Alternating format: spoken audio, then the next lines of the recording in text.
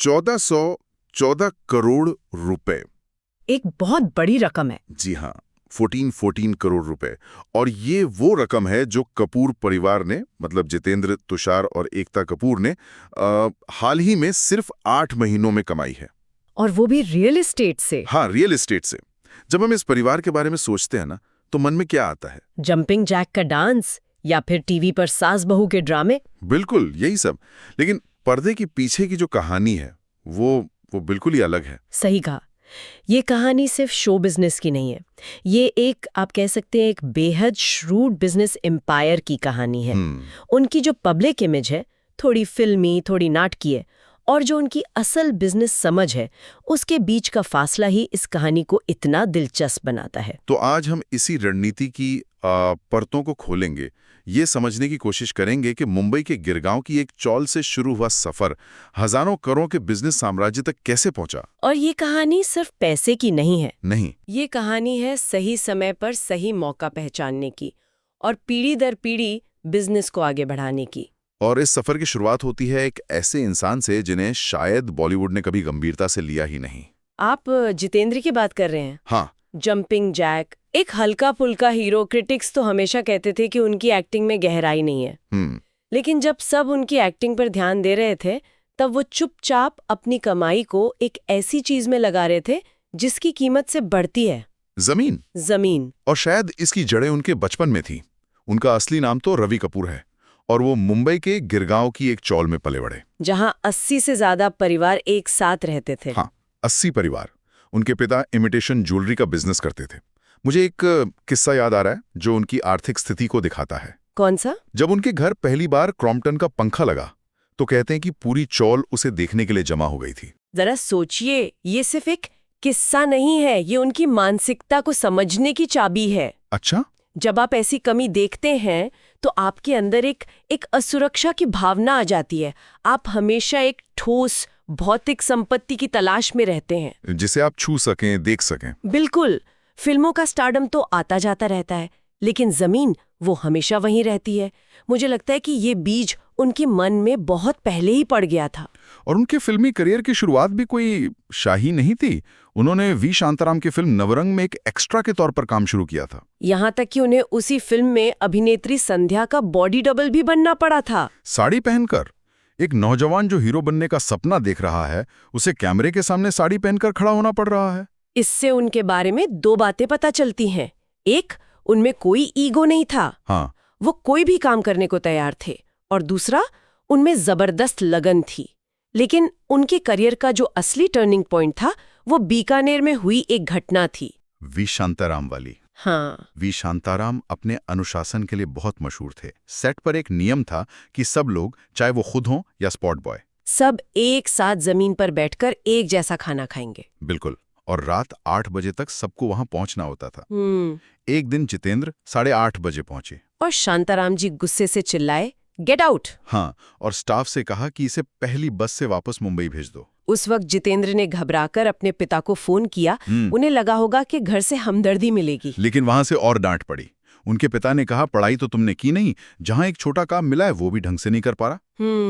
वो कहते हैं कि वो रात उनके लिए एक टर्निंग पॉइंट थी। एक तरफ शांताराम का गुस्सा, दूसरी तरफ पिता की डांट।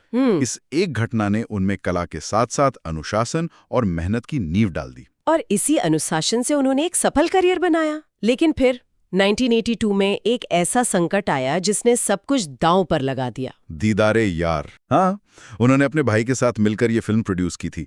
बहुत बड़ी महत्वाकांक्षी फिल्म थी। इसे बनने में 5 साल लगे।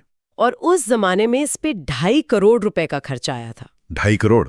आज ये शायद बड़ी रकम न लगे, लेकिन 1982 में ये एक बहुत बड़ा जुआ था।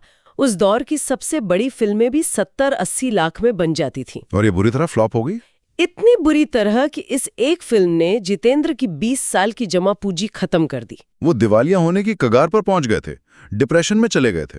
तो क्या ये कहना सही होगा कि जितेंद्र की सबसे बड़ी फिल्मी असफलता ही उनके बिजनेस साम्राज्य की सबसे बड़ी सफलता की वजह बनी? ये एक बहुत दिलचस्प सवाल है। मुझे तो लगता है कि ये बिल्कुल सही है।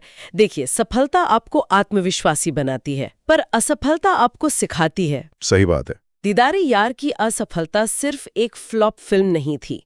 ये उनके लिए बिजनेस मैनेजमेंट का पहला और सबसे कड़वा पाठ था। इसने उन्हें सिखाया कि अपनी सारी कमाई, अपना सारा भरोसा एक ही अस्थिर बिजनेस में लगाना कितना खतरनाक हो सकता है। यानी फिल्म निर्माण में? हाँ, यहीं से उनके मन में निवेश में विविधता लाने, मतलब डाइवर्सिफिकेशन का विचार मजबूत हुआ होगा। और फिर दशक बदला, देश बदला। 1990 के दशक में भारत की अर्थव्यवस्था खुल रही थी और सैटेलाइट टीवी हर घर में अपनी जगह बना रहा था। और कपूर परिवार ने इस बदलाव में एक बहुत बड़ा मौका देखा। उन्होंने अपने घर के गैरेज से एक छोटा सा प्रोडक्शन हाउस शुरू किया, बालाजी टेलीफिल्म्स। और यहीं से कहानी में एक नए और शायद सबसे महत्वपूर्ण किरदार की एंट्री होती है, एकता कपूर। एकता कपूर। आज हम उन्हें टीवी क्वीन के नाम से जानते हैं, लेकिन उस वक्त उनकी छवि एक बिगड़ैल बच्ची की थी, जिसे पार्टियों और दोस्तों के साथ घूमने का शौक था। हाँ, किसी ने नहीं सोचा था कि वो बिजनेस संभालेंगी। ये एक क्लासिक अंडरडॉग कहानी है। जब आपसे कोई उम्मीद नहीं करता तो आपके पास साबित करने के लिए सबसे ज्यादा होता है। और उन्होंने सिर्फ 19 साल की उम्र में बिजनेस की कमान संभाली। लेकिन शुरुआत बिल्कुल आसान नहीं थी। बिल्कुल नहीं। उनके शुरुआती 7 टीवी पायलट्स एक के बाद एक रिजेक्ट हो गए। करीब 50 लाख रुपए का नुकसान हो चुका था, जो उस जमाने में एक बड़ी रकम थी। तब जितेंद्र ने आखिरकार उन्हें एक अल्टीमेटम दे दिया, अगर ये अगला शो भी नहीं चला तो तुम्हारी शादी करा दूंगा। हाँ, मैं और पैसे बर्बाद नहीं कर सकता। सोचिए, भारतीय टीवी का पूरा नक्शा बदल गया क्योंकि एक पिता ने अपनी बेटी को शादी करने की धमकी दी थी। कभी कभी बिजनेस में सबसे बड़े फैसले ऐसे ही दबाव में लिए जाते हैं, और उस दबाव में एकता ने वो कर दिखाया जिसकी किसी को उम्मीद नहीं थी। 1995 में हम 5 की सफलता, और फिर साल 2000 में असली धमाका। क्योंकि सास भी कभी बहू थी। वो स्टार प्लस के पास एक स्क्रिप्ट लेकर गईं, एक सास, एक बहू और एक बहुत बड़ा परिवार। कहते हैं कि चैनल वाले भी सोच में पड़ गए थे कि ये रोना धोना कौन देखेगा। उस वक्त तो एक्शन और थ्रिलर का जमाना था। पर एकता की खासियत यही है, उन्हें अपनी ऑडियंस की नब्ज पता थी।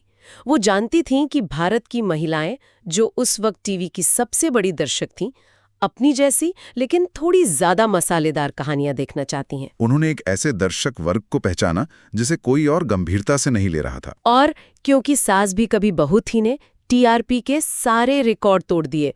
तुलसी यानी स्मृति ईरानी रातों रात देश की सबसे बड़ी सेलिब्रिटी बन गई। और ये सिर्फ एक हिट शो की कहानी नहीं थी। एकता और उनकी माँ शोभा कपूर ने बालाजी को एक कॉर्पोरेट कंपनी की तरह चलाया। बिल्कुल, ये कोई क्रिएटिव शौक नहीं था, ये एक बिजनेस था। उन्होंने टेलीविजन प्रोडक्शन को एक असेंबली लाइन की तरह एफिशिएंट बना दिया। वो प्रोडक्शन का खर्च कम करने के लिए एक ही सेट पर दिन में एक शो और रात में दूसरा शो शूट करते थे। स्मार्ट मूव चलाया। उन्होंने कंपनी को स्टॉक मार्केट में लिस्ट करवा दिया। इससे हुआ ये कि परिवार की संपत्ति कई गुना बढ़ गई। जो जितेंद्र 1982 में दिवालिया होने वाले थे, वो अब एक लिस्टेड कंपनी के चेयरमैन थे। और यहीं पर परिवार की रणनीति का एक और पहलू सामने आता है। क्या? एकता ने मीडिया बिजनेस को नई ऊंचाइयों पर पहुंचाया, लेकिन परिवार अपने मूल निवेश यानी रियल एस्टेट को नहीं भूला, और इस मोर्चे को संभाला जितेंद्र के बेटे तुषार कपूर ने। ये बहुत दिलचस्प है। तुषार ने 2001 में फिल्मों में एंट्री की थी। कुछ फिल्में चली, कुछ नहीं। लेकिन उन्हें जल्द ही ये समझ आ गया कि वो शायद अगले शाहरुख खान नहीं बन सकते। और ये मानना किसी भी एक्टर के लिए बहुत मुश्किल होता है। बहुत मुश्किल। लेकिन उन्होंने अपने ईगो को किनारे रखा और अपने पिता के साथ रियल एस्टेट बिजनेस में पूरी तरह लग गए। और यही इस परिवार की सबसे बड़ी ताकत है। क्या? वे अपनी ताकत और कमजोरियों को पहचानते हैं। वे जानते हैं कि कौन क्या सबसे अच्छा कर सकता है। एकता मीडिया के लिए बनी थी, तो तुषार और जितेंद्र ने मिलकर जमीन के साम्राज्य को आगे बढ़ाया। एक साफ बंटवारा कर लिया। हाँ, और उन्होंने इसे कितनी बड़ी सफलता दिलाई, इसका अंदाजा हमारी शुरुआती रकम 1414 करोड़ रुपए से लगता है। पिछले सिर्फ 8 महीनों में। हाँ, सिर्फ 8 महीनों में इस बाप बेटे की जोड़ी ने इतनी बड़ी रकम की संपत्ति बेची है। ये 2 बड़ी डील्स में हुआ। पहली डील जून में, जिसमें उन्होंने जमीन का एक हिस्सा 855 करोड़ रुपए में बेचा, और दूसरी जनवरी में, जिसमें एक कमर्शियल प्रॉपर्टी 559 करोड़ रुपए में बेची गई। और खास बात यह है कि ये दोनों डील्स जापान की एक ही कंपनी एंटिटी डेटा कॉर्पोरेशन के साथ हुई हैं। अब सवाल ये उठता है कि उन्हें इतनी बड़ी कीमत क्यों मिली? ये सिर्फ जमीन या बिल्डिंग का सौदा नहीं था, तो फिर क्या था? उस प्रॉपर्टी में एक पूरी तरह से तैयार फंक्शनल डेटा सेंटर मौजूद था। Data centre? हाँ, आज के डिजिटल युग में डेटा तेल की तरह है, और डेटा सेंटर वो रिफाइनरीज हैं जहां इसे रखा और प्रोसेस किया जाता है। अच्छा। एक डेटा सेंटर बनाने के लिए सिर्फ बिल्डिंग खड़ी करना काफी नहीं होता।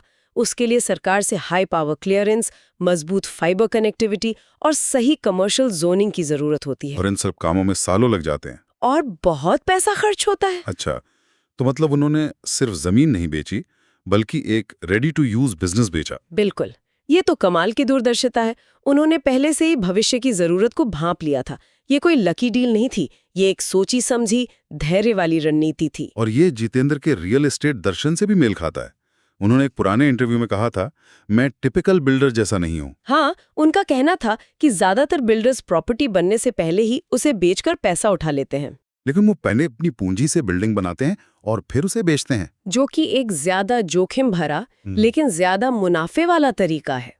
और ये उनके मजबूत वित्तीय पकड़ को दिखाता है। और ये कोई शौकिया काम भी नहीं है, जैसे कोई स्टार अपने फालतू पैसे प्रॉपर्टी में लगा रहा हो। नहीं, ये एक संगठित ऑपरेशन है। हाँ, कपूर परिवार के real estate operations private limited कंपनियों के एक मजबूत नेटवर्क के जरिए चलते हैं। Pantheon Buildcon private limited, Tushar infra developers private limited और जेके डेवलपर्स।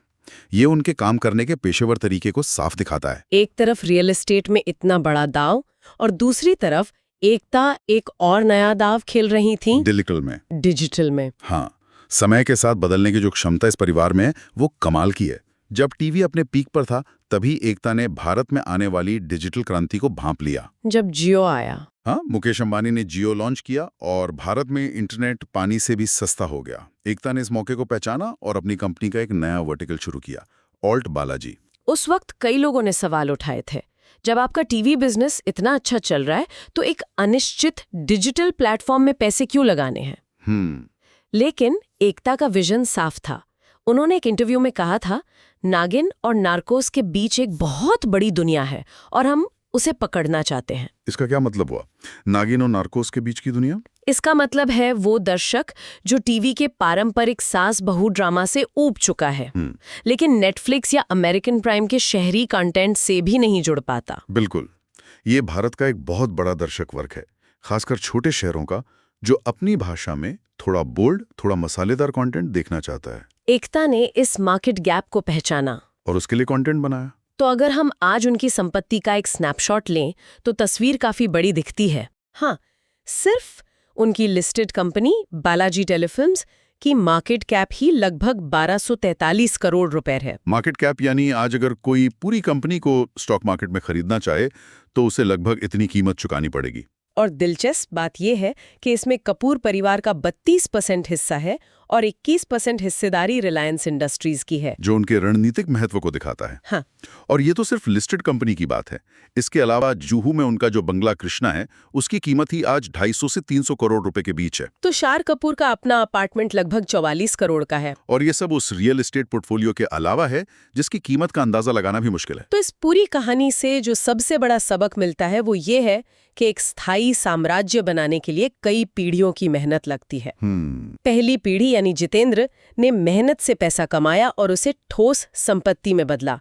दूसरी पीढ़ी एकता और तुषार ने उस नींव पर एक आधुनिक विविधतापूर्ण बिजनेस खड़ा किया। और परिवार के हर सदस्य ने अपनी ताकत का सही इस्तेमाल किया। फिल्म से टीवी, टीवी से ओटीटी और इन सब के साथ साथ रियल एस्टेट में अपनी पकड़ मजबूत बनाए रखना, ये उनकी सफलता का सार है।